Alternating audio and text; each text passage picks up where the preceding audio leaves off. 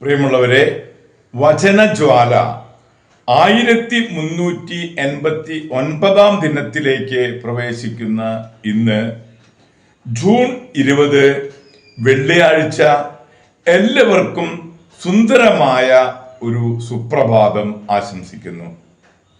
ഈശോയുടെ തിരുഹൃദയ വണക്കമാസം 20 ദിവസത്തിലേക്ക് പ്രവേശിക്കുന്ന ഇന്നത്തെ വചനവായനയിൽ സുഭാഷിതങ്ങൾ 3 അധ്യായം 25 മുതൽ 35 വരെയും 4 അധ്യായം 1 മുതൽ 12 വരെയുമുള്ള തിരുവാക്യങ്ങളാണ് ഇന്ന് നാം ശ്രവിക്കുക. അയൽക്കാരോടുള്ള കടമകൾ. കിടിലം കൊള്ളിക്കുന്ന സംഭവങ്ങൾ കൊണ്ടോ ദുഷ്ടരുടെ നാശം കൊണ്ടോ ഭയപ്പെടരുത്. കർത്താവ് നിന്റെ ആശ്രയമായിരിക്കും. നിന്റെ കാൽ കുടുക്കിൽപ്പെടാതെ അവിടുന്ന് കാത്തുകൊള്ളും.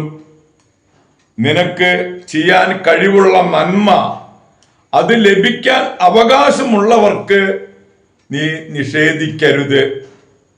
അയൽക്കാരൻ ചോദിക്കുന്ന വസ്തു നിന്റെ കൈവശമുണ്ടായിരിക്കെ പോയി വീണ്ടും വരിക, നാളെ തരാം എന്ന് നീ പറയരുത്.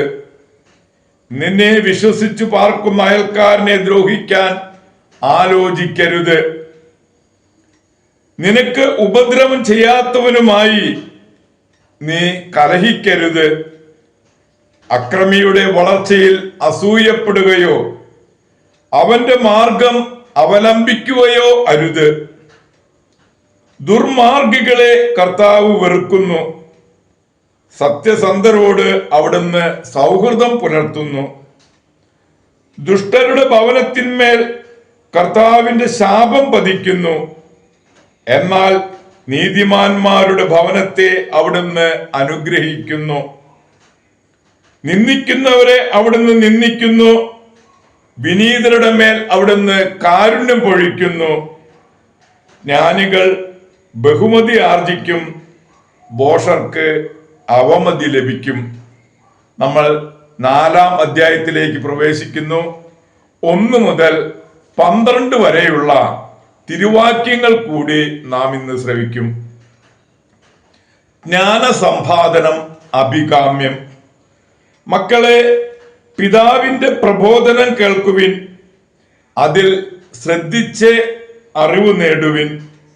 ഞാൻ നിങ്ങൾക്ക് സതുപദേശങ്ങൾ നൽകുന്നു, എന്റെ പാഠങ്ങൾ തള്ളിക്കളയരുത്. ഞാൻ അമ്മയ്ക്ക് ഏകസന്താനമായി ഇളം പ്രായത്തിൽ പിതാവിനോടൊപ്പം കഴിയവേ അവൻ എന്നെ ഇപ്രകാരം പഠിപ്പിച്ചു.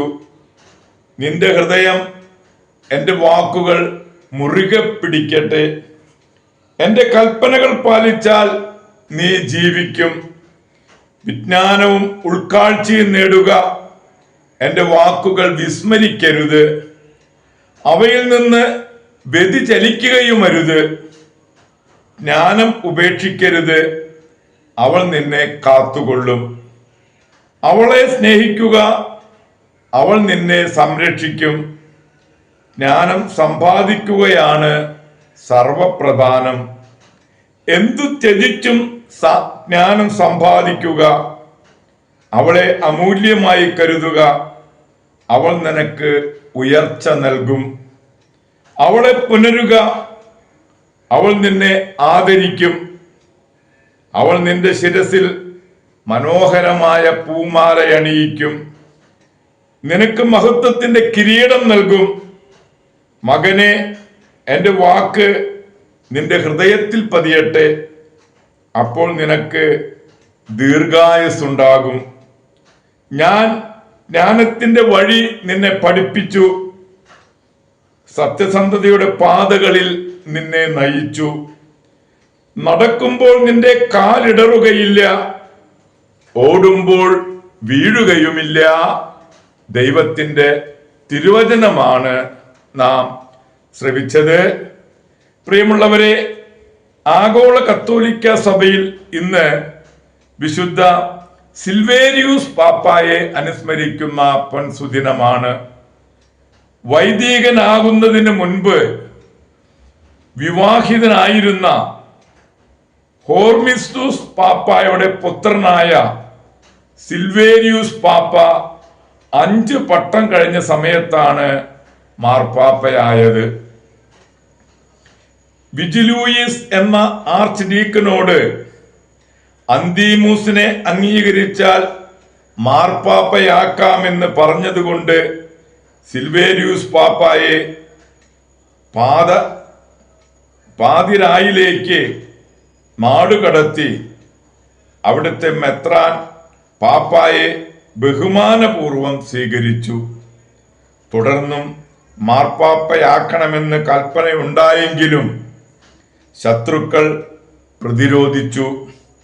വന്യമായ ഒരു ദ്വീപിലേക്ക് അദ്ദേഹത്തെ കൊണ്ടുപോയി. 538 ജൂൺ 20 പാപ്പ അന്തരിച്ചു. ഒരു രക്തസാക്ഷിയായിട്ടാണ് സിൽവേരിയൂസ് പാപ്പായെ പരിഗണിക്കുന്നത്. പ്രിയമുള്ളവരെ, വിശുദ്ധ സിൽവേരിയൂസ് പാപ്പായുടെ മാധ്യസ്ഥം യാചിച്ച് ഇന്നത്തെ ഈ നല്ല ദിവസത്തിലേക്ക് നമുക്ക് പ്രവേശിക്കാം. എല്ലാവർക്കും നല്ല ഒരു വെള്ളിയാഴ്ച ദിവസം ആശംസിക്കുന്നു. ദൈവം നമ്മെ ഓരോരുത്തരെയും സമൃദ്ധമായി അനുഗ്രഹിക്കട്ടെ.